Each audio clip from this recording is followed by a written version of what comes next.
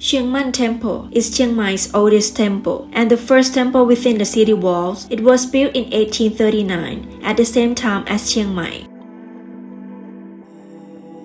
Phra Rai had it built in the area that was his temporary residence when he built Chiang Mai and gave it the auspicious name Wat Chiang, which means City of Stability.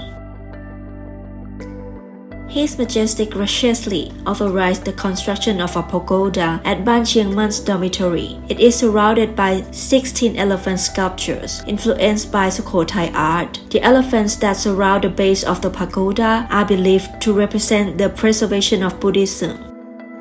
Wat Chiang was previously a center of studying and spreading Buddhism. It is also a place where many antiques are collected. The painting with gold lines on a vermilion background inside the main hall is also significant. It tells story of the creation of the city and the construction of the temple in both Vieng Kum Kam and the Chiang Mai city of Phra Rai in a total of 16 images. To understand the story from the beginning, you must move in the right direction. The temple also includes a gold bell. The Buddhists believe that ringing the bell will bring good fortune. It raises one's destiny and helps one become more famous.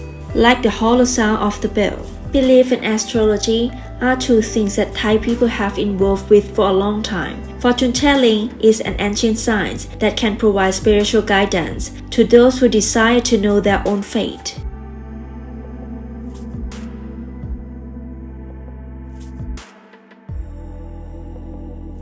In addition, in Wat Chiang, there is the Kruba Sivichai Hall in Lana style, which was completed in 1962. It is an enshrined statue of Kruba Sivichai. To honor Kruba Sivichai, a Lana Buddhist monk who came to rebuild this Chiang Mai temple.